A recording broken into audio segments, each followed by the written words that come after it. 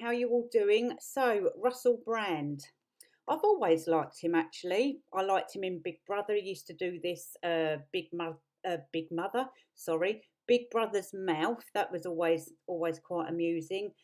He's always been quite left wing, but it seems like during lockdown he came out of his coma, if you like, and started exposing the deep state and all to do with a certain jabs and as they call them vaccines, but as we know they're actually just jabs. Oh dear, there's a theme going on, isn't there? And we really do need to stop that theme. And I'm glad to see a lot of people jumping on it straight away, and that's a good thing. They can't target him for anything far right, can they? So it's normally a whole blanket theme going on, whoever they're trying to target. And just another thing, you have to ask the question, really, what are they trying to cover up? So whatever they are trying to cover up, and it seems to be, in my gut feeling, to do with Master Biden and a certain person's island and list. So they've given up really on anyone in the States, haven't they? They've tried it on with Donald Trump. They've tried it with Joe Rogan, Ron DeSantis, Matt Getz, Marie Green, all of the usual people that they try and do this to. So Russell has woke up from his coma. He started speaking out, so they can't accuse him of being far right or anything like that. So they have to do the sexual allegations. So that's the theme within the theme. If you were previously left wing, they normally target with the sexual allegations. If you're right wing, just a truth teller, then they'll just pile on the far right malarkey. It's absolutely pathetic. And these girls allegedly went to the media and not the police. Now, I understand there is women out there that wouldn't want to go to the police because they fear the police, and I totally understand that. However, they know not to go to the media either.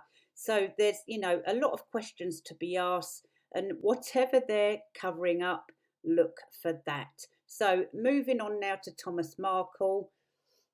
So while Meghan Markle's doing her usual nincompoopery and trying trying to upstage the Prince and Princess of Wales, yes, allegedly while Catherine and William are doing their own things, William in New York, allegedly Meghan's gone to, correct me if I'm wrong, a homeless place in Germany while she's over there, and Beth and the media team are just really pumping that out. So yeah, again, so predictable, really predictable. But here we have her father begging to see his grandkids, and in my personal opinion, this comes across as he's trying to kill two birds with one stone here.